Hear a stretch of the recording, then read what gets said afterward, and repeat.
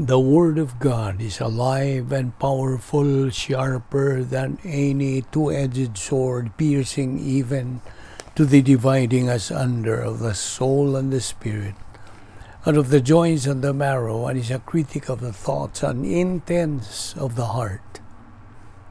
Ang tibok nga kasulatan gipaginhawa sa Dios ug may kapuslanan alang sa pagpanudlo, alang sa pagpamadlong, alang sa pagpanulid, ug alang sa pagmatuto sa pagkamatarong, aron ang tao sa Dios mamahingpit, masinangkapan alang sa tanang maayong buluhaton. Maayong adlaw sa tanan natong mga subscribers, fellow believers, mga viewers. Akong gipanginaw tanamos maayong panglawas.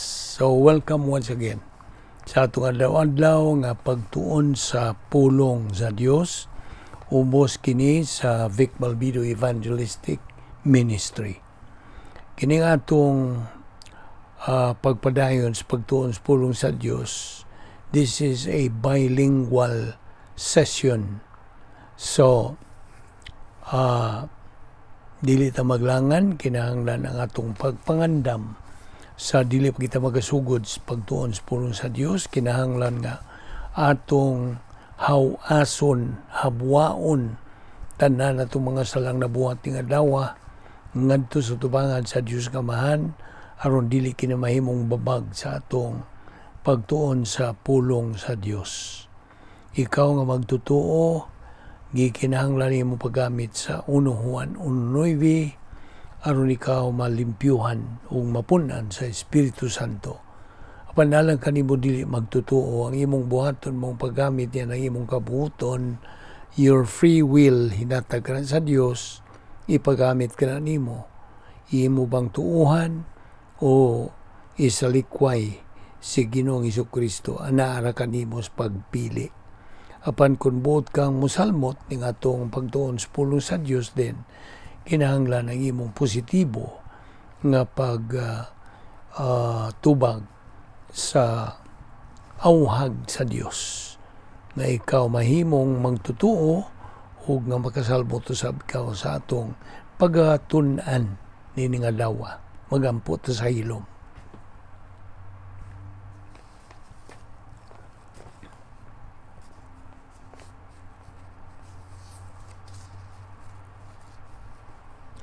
Magampo ta. Because we belong to Thee, Heavenly Father, we have the right and the privilege of fulfilling our priesthood by listening to the teaching of Your Word. Among nailhan, O Diyos, nga ang among pagtubo, our orientation to life, ang among pagsabot sa imong plano, sa imong tuyo, sa imong disenyo, alang sa matag usa kanamo, is based upon the constant, daily, consistent assimilation of Your Word.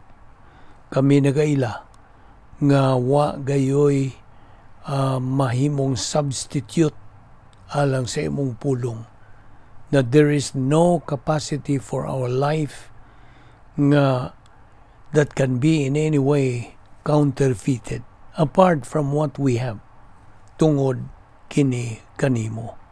Salamat, Amahan, sa imong pagkamatinumanon. Salamat for providing for us this portion of the Word. May God, the Holy Spirit, now sanctify it to the nourishment of our soul. For we ask it in Christ's name. Amen. Okay. Karon daw magasugod kita sa pagtuon sa usa ka pagtulunan ato kining giuluhan sa in English og developing divine viewpoint. Now kita sayod na nga kitang mga magtutuo gimanduan sa pulong sa Dios sa pagpatubo sa atong tagsa-tagsa ka kalag, pinaagi sa pagtuon sa mga kamatuoran aron ang atong kalag magatubo diha sa grasya o kay balo kang Ginoong Hesukristo. Kita sayod na ingon nga iyang mga anak sa Dios nga kinahanglan mutubo ang atong kalag. O ang paagi nini mo ang pagtuon adlaw-adlaw sa pulong sa Dios, sama nining atong ginabuhat adlaw-adlaw. Sa atong pagtubo, kita magkakatuon og daghan nga mga pulong sa kamatuoran. Okay? Words of the Word of God, the Word of God nga atong makatunan ug makakatunon sa kita sa mga panghuna-huna sa Dios. Gitawag sa in English og divine viewpoint. So, ang atong pagatutukan din sa atong pagtuon mao ang pagkat-on og daghan nga mga pulong nga gitawag nato divine viewpoint, mga hunahuna ni Ginoong Hesukristo. 1 Corinthians 2:16. Now, sa di pa kita musugod gyud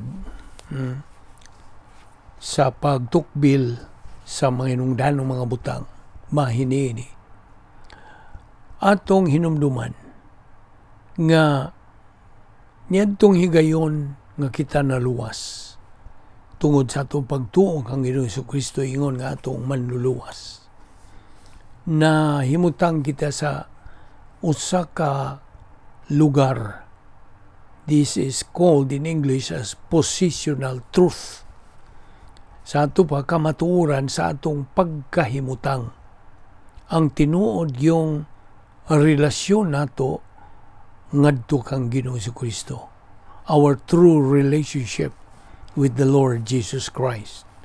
Now, this is equivalent to sanctification nga nakahulugan og gipaglain or pinalain, separated.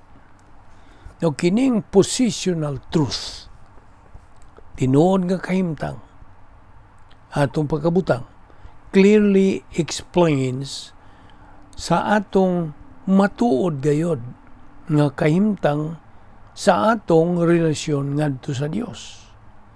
Now, as i-review kay kini mga basic, mga gihapon kini mga butanga nga atong hisgutan.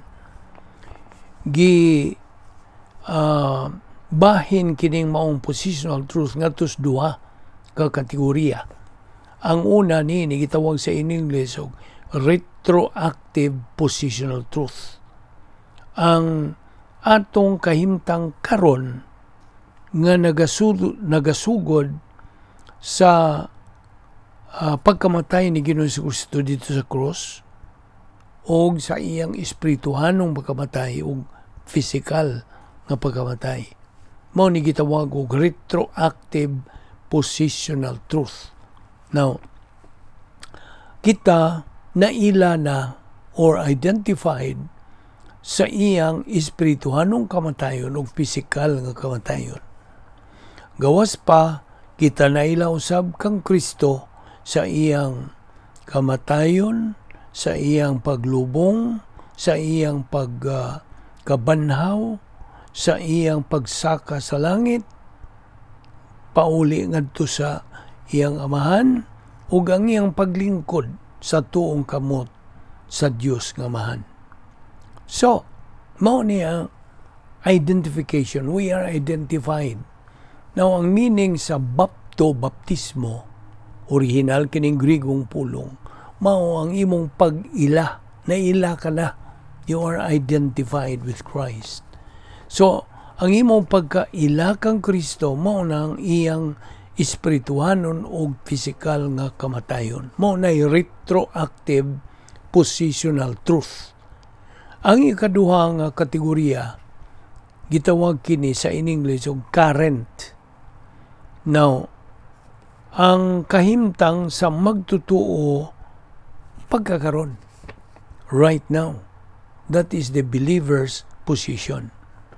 Now, kining paghisgot bahin sa positional truth, mao kini ang yawi sa atong pagsabot tali sa simbahan ug sa uban nga mga katuigan o dispensations.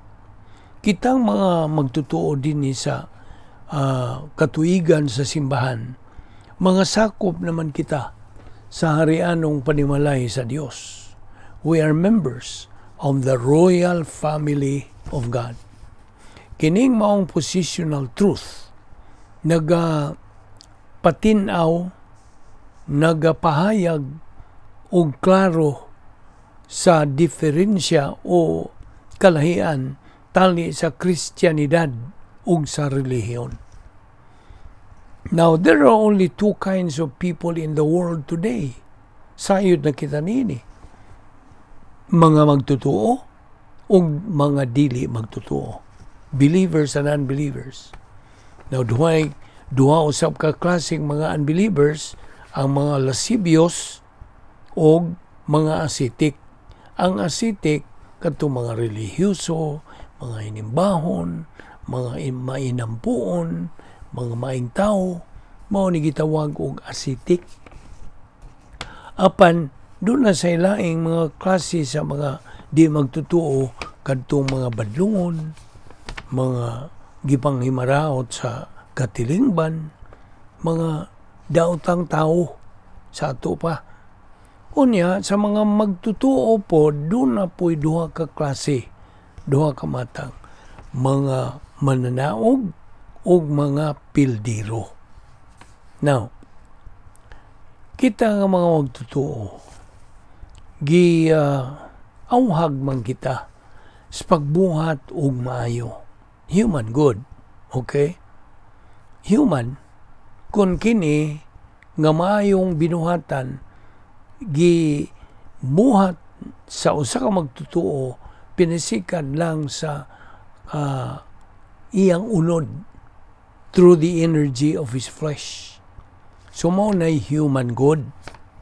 Apan ang divine good, ang maayong binuhatan nga iya sa Dios, mao kini divine good. O kining divine good, binuhatan ka na sa magtutuo, binasihan ang mga pulong sa Dios, ang mga doktrina, ang divine viewpoint.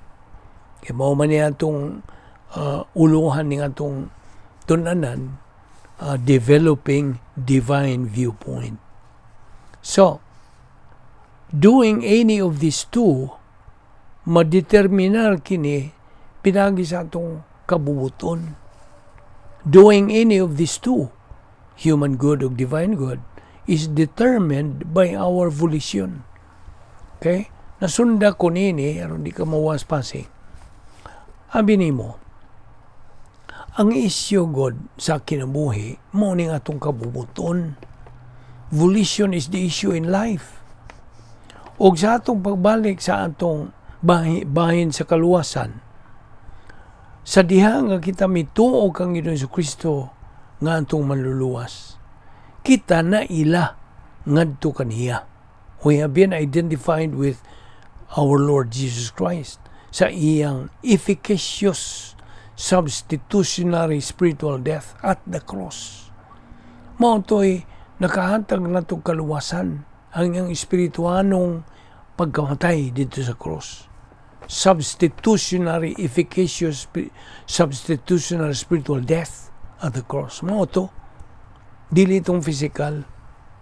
Inumdumi, nga si Ginoong Jesucristo samtang siya nagbitay, nagadupa dito sa cross, tungod sa atong mga sala. Wa ra ba niya dawata ang atong mga tawhanong mga maayo. O kining tawhanong maayo, musangko mangunis dautan. Human good will turn out into evil. Ug mao to wa madawat o wa dawata ni Ginoong Jesucristo samtang siya nagabitay sa cross, ang human good and evil. Ang iyang gidawat ra mao ang atong sala. Mao hinungdan nga siya gihukman sa Dios nga Amahan tungod sa atong mga sala. Ug mao nga ang sala dili na isyo kun bahin sa kaluwasan tungod kay gisulbad naman kadto dito sa cross. Mga 2,000 ka tuig ang milabay. Now, gani ang human good, tawhan ng mga mayong binuhatan sa atubangan sa Dios, mahugaw nga trapo. Matod ka lang sa Isaias, Kapitulo 64, versikulo 6. Our human good is filthy rags to God. Now, sa ato ng pagkinabuhing Kristohanon, kita nagatuon sa pulong sa Dios, nagakatuon pagdugang ng mga huna-huna sa Dios, divine viewpoint, ug sa ato ng paghawa o pagbiya nining kalibutan na kung mahuman ang plano sa Dios sa atong kinabuhi, then ang atong tinguha nga atong makabot balhin na nato didto sa eternidad, mao nga unta madungog na nato katong accolade nga popular diya sa Mateo 25:21 nga nagkanayon ang pamulong na unya sa Dios nga ni kanato, maayo og kasaligan nga anak, well done, good and faithful servant. Now, matag usa kanato muhatag og kanang tulubagon. In other words, every one of us will give an account sa atong tagsa-tagsa kakaugalingon ngadto sa Dios. For every idle, careless, useless word that we speak, worthless, nga way hinungdan. Now, kini sa Grigong pulong argos. Now, okay, balik ta sa human good o divine good. Or human good and evil. Diyas 1 Corinto 3, 10 ngadtos 15. Gisgutan kini. Bahin ining human good and evil or divine good. Papilion ba ta?